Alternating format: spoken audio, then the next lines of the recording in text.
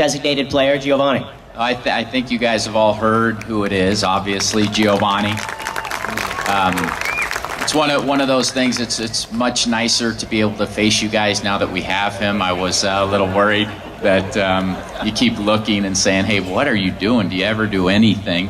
And we're always trying to get better players. You want to make sure, though, that the player, when I go to Lou Wolf and John Fisher and ask them for a lot of money, that the player that we bring in is a quality player and somebody that's not going to be a bust in this league, and somebody that is going to be exciting for you guys, but also help us to win and make the playoffs. Because I think maybe we don't have the biggest fan base in the country, but I think we have the best, and I think we're used to winning and used to having success, and I don't want to let you down on that front.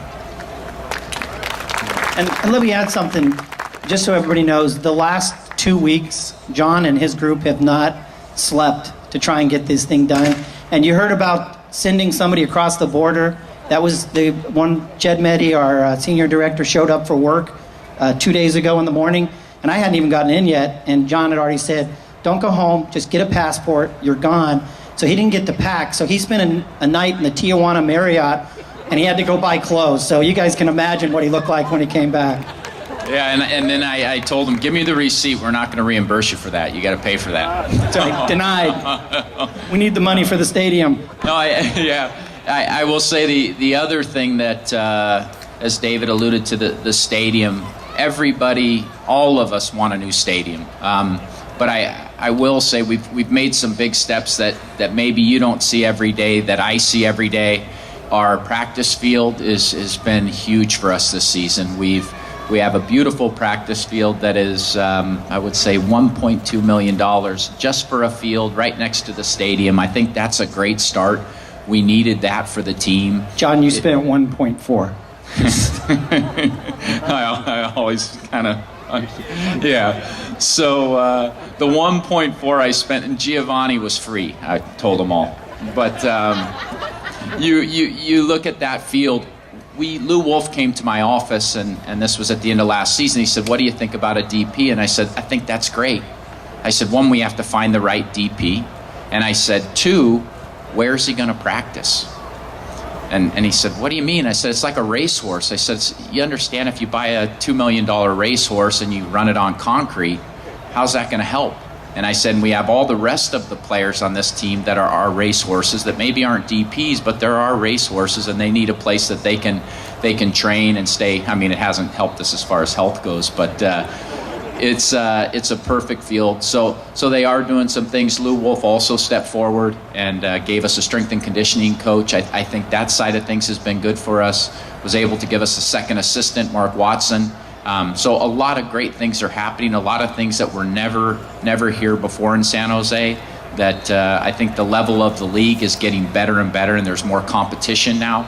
So you have to kind of step forward, and I think he's doing that. You know, I would add to that too, because everybody thinks we're cheap. We are not the A's. I worked there for 17 years. We are not Moneyball. So we have a salary cap, but he just broke our salary cap with Giovanni. But Tottenham, we brought Tottenham in at our cost. We didn't. We lost money by bringing Tottenham in and playing them here, but we really did that for the season ticket holders. And once again, I didn't want to hear from Don Gagliardi, but we ate that. When John and the team went over to Tottenham, it was very expensive to do it. We thought it was important. Everything we've done this year is about winning, because when you win, it makes it a lot easier to build a stadium. So. You know, John knows it, I know that, Lou knows it, and they've, really stepped up for John. Mark Watson, our assistant coach, they brought him in. We added a trainer, assistant equipment manager. Yeah, no, it's been good. You know, the other thing I don't want to forget a little bit about is Kari Stevenson, who we brought in, who had a great game last week. We've brought in Tim Ward, who's a very good player, makes good decisions on the ball. Some of our local guys that have just been stars. Chris Wondolowski, somebody that,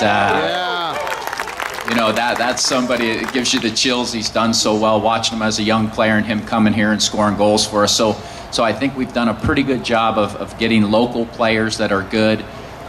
bringing in some players, and in need, sometimes we have to make decisions that maybe aren't that popular, but we have to get players on the field.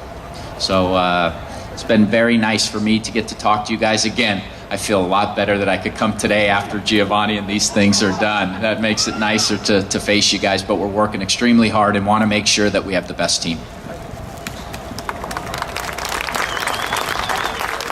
Going to take a couple of questions from the audience. Coming right back here, and state your name and what city you're from. Hi, my name is Roger. I'm from Davis, California. Would you give me an update on Eduardo? When can we expect him to be on the field? Yeah, I think Eduardo, it's one of those, one great talent, has always been healthy his whole career. It's been a real tough thing for him.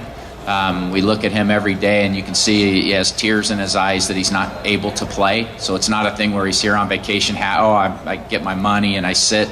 He's came into my office last week and said, listen, I'm doing everything I can to get fit. If I have to take a pay cut, I want to stay here, I want to play here. I think he will, just goes to his character. I think he should be full training with the team next week, and hopefully we'll see him pairing up with Giovanni, and we'll get something out of him the last 10 games of the season. Questions? Anybody have a question in the back? Nice hat, by the way.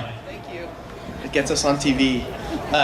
Jeff in Pleasanton, and I'd like you to look into the future. With 2 new teams coming, is there anything that you do this year with trades and signings for the expansion draft? And what's the possibility that we could lose 2 players? How is that going to work? And with 2 new teams coming, are we going to have a 10-game conference and maybe a weird schedule? Because I would like to see New York and New England and DC come here, not to do like hockey did years ago, where we only see the East Coast teams once every 2 or 3 years, if that's never been talked about yet. Yeah, I think your first question, we don't plan or anything for the future. We just let it happen. No. If you read Big Soccer, you'd think that was the truth. No, I know some of you guys are hiding back there. There's one. He knows. And Giovanni's the first person you ever didn't criticize. So you will, though.